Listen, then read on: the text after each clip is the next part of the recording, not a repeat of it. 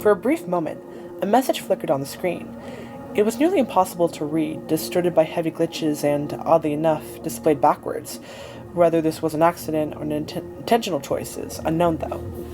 But after careful analysis, the message was clear. They were warning Nickelodeon to cease the entire event, or else they were going to ruin the marathon with these signal intrusions. As seen in these clips, Nickelodeon's engineers acted swiftly, restoring normal programming in a matter of seconds. We don't know if they ever noticed this cryptic message, but if they did, they likely dismissed it. To them, it must have seemed like a minor hiccup, something easily wiped away and forgotten, perhaps assuming it was the work of pranksters attempting to interfere with their signal. But they were wrong. When the marathon finally began at 8:00 p.m., the real chaos was only just getting started.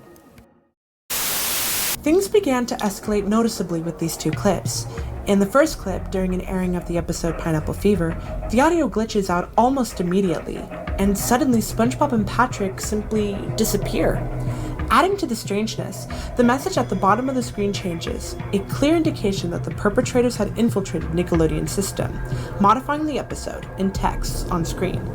Eventually, the episode resumes as normal, but the moment left viewers unsettled. The second clip, however, is even more bizarre and far more targeted against Nickelodeon itself. What makes this clip especially odd is the lack of a confirmed time frame. Interestingly, the footage begins with a technical difficulties screen. Multiple users claim it occurred around the start of Single Cell Anniversary, which aired at 9:15 p.m. and claimed they saw a mad plankton staring at the screen. Unfortunately, this means that this clip isn't complete and we don't see what happened prior to this. Whatever the case, these clips were only a small taste of the chaos that was about to unfold. Okay, things got serious now. In the first clip, the scene from Patty Hype, where Mr. Krabs and Squidward laugh at SpongeBob, it suddenly transforms into something deeply unsettling. Mr. Krabs and Squidward appear soulless, while SpongeBob seems to be hyperventilating. As for the second clip, well, let's just say I won't be sleeping tonight. They really should have let this episode play out normally. It was already grotesque enough on its own. By this point, it's no wonder that online forums were buzzing with shock and confusion over what was unfolding. Little did they know, the situation was about to get worse. In the first clip, and yes, we couldn't even watch the SpongeBob movie peacefully, we see the emotional scene of SpongeBob and Patrick drying out, which suddenly takes a sinister turn. The entire setting erupts into flames, and a disturbing version of SpongeBob, devoid of eyes, appears, staring directly at the viewer. Scrolling text mocks Nickelodeon for failing to act against these intrusions, basically exclaiming they work harder at silencing their employees instead of improving as a company, before abruptly returning to the movie. The second clip is, without question, one of the most infamous occurrences alongside the resignation letter.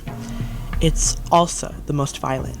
In this sequence, SpongeBob is depicted as completely unhinged, and the atmosphere is thick with tension and dread as he murders Squidward and Mr. Krabs. All shock value aside, it's evident that these two clips carry deeper meanings compared to the earlier ones. We'll delve into their significance later. The message here was crystal clear, as it also hints at the possible perpetrators behind this. Not only that, but it is also important to mention that most of the animation presented in this clip, as well as in the previous one, aren't taken from the show. There's no scene in SpongeBob that shows something even remotely close to SpongeBob with bloodshot eyes, clenching his hat, and looking this professionally made. Do these people work for the show? That question was about to be answered very soon, as we approach our last clip. Armand Raphael Ramsey resigned from Nickelodeon, but not without showing the viewers how he felt. That voice was Armand Ramsey himself, who was the mastermind behind these intrusions, and his words were a raw expression of the anger and exhaustion he had carried after years of enduring Nickelodeon's grueling environment.